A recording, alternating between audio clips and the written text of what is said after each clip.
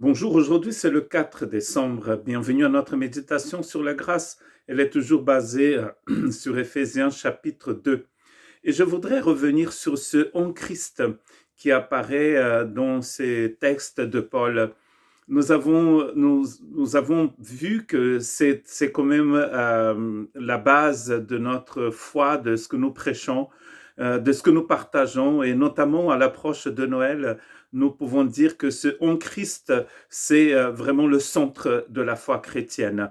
Dans ces deux chapitres d'Éphésiens, nous avons trouvé deux en Christ qui sont très importants, qui sont vitaux. Le premier, c'est dans Éphésiens chapitre 1, verset 3, où c'est écrit que nous avons été bénis de toutes sortes de bénédictions spirituelles dans les lieux célestes en Christ.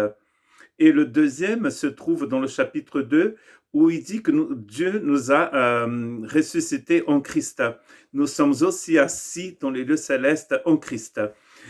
Et donc, nous commençons très loin. Dieu a commencé très loin avant la fondation du monde et nous a bénis dans les lieux célestes en Christ. Et nous a choisis aussi en Christ dans 1:4 pour que nous puissions être saints.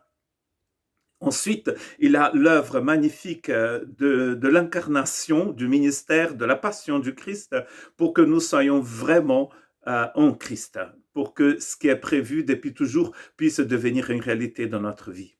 Nous sommes aussi vivants en Christ, nous sommes ressuscités en Christ et nous sommes assis dans les lieux célestes en Christ et avec Christ.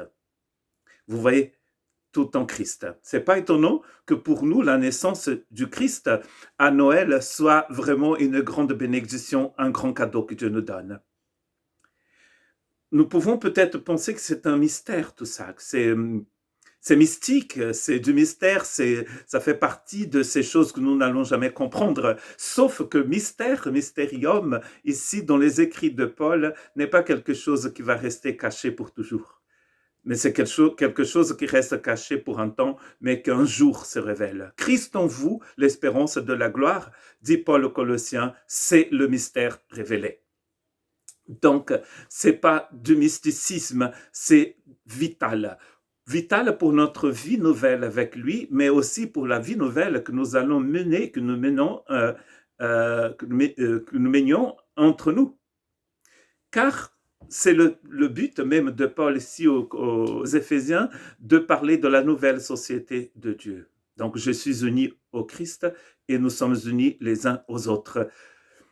Nous voyons une analogie importante dans Jean chapitre 15, où Jésus donc fait cette analogie entre lui et les croyants et ses disciples.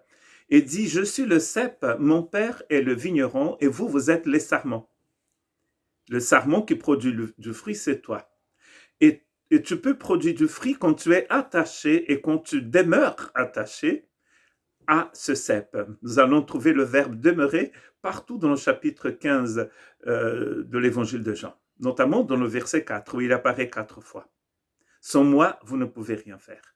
Ce en Christ avant la fondation du monde, en Christ maintenant et en Christ pour toujours, c'est vraiment la raison pour laquelle nous glorifions Dieu. C'est la raison pour laquelle nous sommes devenus enfants de Dieu. Et c'est pour cela aussi que nous allons vivre éternellement avec lui, toujours en Christ. Je lisais dans un bouquin une fois où la personne qui a écrit le bouquin disait que le paradis serait un enfer pour beaucoup de monde. Pourquoi? Parce que si tu ne crois pas en Jésus, si tu ne crois pas qu'il faut être en Jésus et que Jésus doit être en toi, toi en Jésus, lui en toi, il n'y a rien pour toi dans le paradis.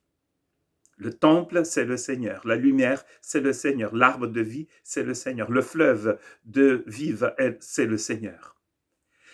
Tout tourne autour du Seigneur au paradis.